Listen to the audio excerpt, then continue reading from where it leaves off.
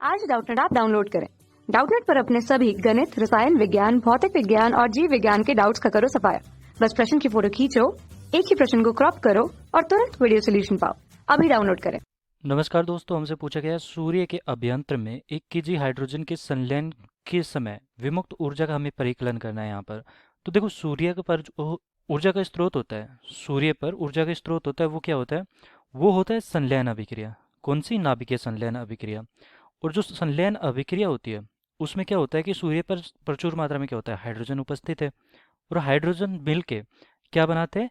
Helium का निर्माण करते हैं। और उस पर क्या होता है कि संलयन अभिक्रिया होती है, हाइड्रोजन से हीलियम बनता है, 2He4 बनता है। ठीक है, तो एक H1 हाइड्रोजन हो गया ये।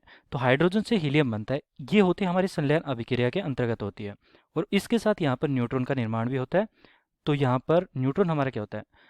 ये वाला एक परमाणु क्रमांक। और यहाँ पर देखो, ये 2 न्यूट्रॉन यहाँ से निकलते हैं और 4 हाइड्रोजन मिलकर एक हीलियम का निर्माण करते हैं। तो इस संलयन अभिक्रिया में हमारे पास एक और होता है कि ऊर्जा और मुक्त होती है। ये ऊर्जा जो मुक्त हो रही है यहाँ पर, ये होता है सूर्य का ऊर्जा का स्रोत, जो हमें पृथ्वी पर भी कुछ पहुंचती है। तो इस प्रकार ये ऊर्जा का स्रोत होता है।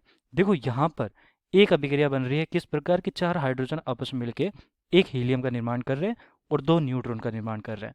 और उसके साथ ऊर्जा का भी निर्माण हो रहा है। तो इस समय होता है क्या है कि यहाँ पर द्रव्यमान में क्षति होती है। जितने हाइड्रोजन का वेट है यहाँ पर, उतना ही यहाँ पर क्या होना चाहिए, हीलियम का होना चाहिए, लेकिन थोड़ा सा कम हो जाता है। यहाँ पर कुल न्यूट्रॉन और हीलियम का जो द्रव्यमान होता है, उसका ये वाला द्रव्यमान थोड़ा सा कम होता है। तो यहाँ पर द्रव्यमान में क्षति आती है, जो कि ऊर्जा में परिवर्तित होता है।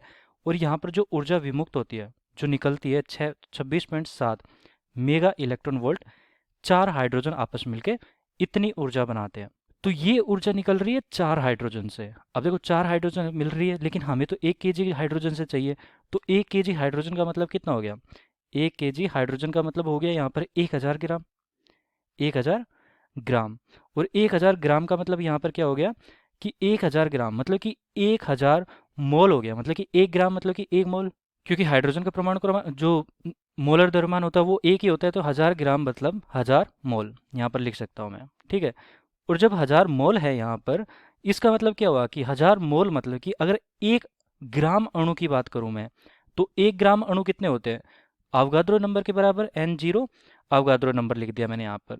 और अगर 1000 मोल है तो अवगाद्रो नंबर से गुना कर दूंगा। अब अवगाद्रो नंबर क्या होता है यहाँ पर बता देता हूँ मैं, कि N0 बराबर अवगाद्रो नंबर होता है 6.02 गुना 10 की घात 23। ये होता है हमारा अवगाद्रो नंबर। मतलब कि 1 मोल में इतने अणु होते हैं या परमाणु होते हैं, किसके? हाइड्रोजन के।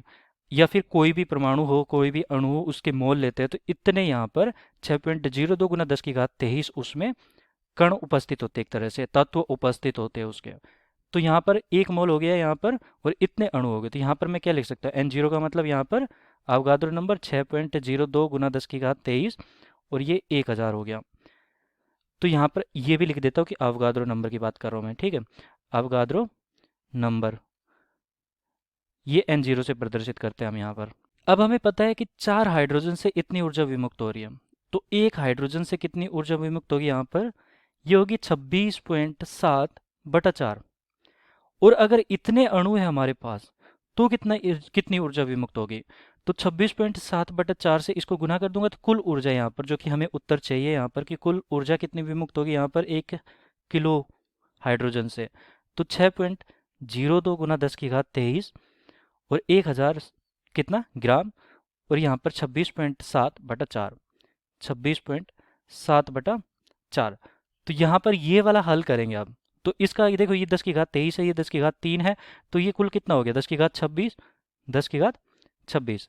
और यहाँ से अगर इसको गुना करेंगे 26.7 और 6.02 गुना करके इसमें 4 का भाग दूंगा तो कितना आएगा? ये आता है 40.2। 40.2 गुना यहाँ पर मेगा इलेक्ट्रॉन वोल्ट, जो कि हमने यहाँ पर देखो मात्रा की है। तो इतनी ऊर्जा हमारे एक हाइड्रोजन से मुक्त हो रही थी। तो इतने अणुओं से कितनी होगी? तो ये हो गया हमारा क्या? मेगा इलेक्ट्रॉन वोल्ट में। तो इतनी ऊर्जा हमारी विमुक्त हो रही है यहाँ पर 40.2 गुना 10 की घात 26। या फिर मैं इसे ऐसे भी लिख सकता हूँ, 4.02 गुना 10 की घात 27। यहाँ से 10 निकाल के इसे दे दिया, और ये मेगा इलेक्ट्रॉन वोल्ट। ये हमारा अंतिम उत्तर होगा। कितनी ऊर्जा मिल रही है हमें 1 किलो द्रव्यमान से? इतनी ऊर्जा मिल रही है। धन्यवाद।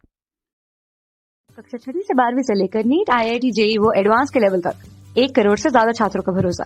आज ही डाउनलोड करें डाउटनेट ऐप या व्हाट्सएप करें अपने सारे डाउट्स 8400 400 400 पर।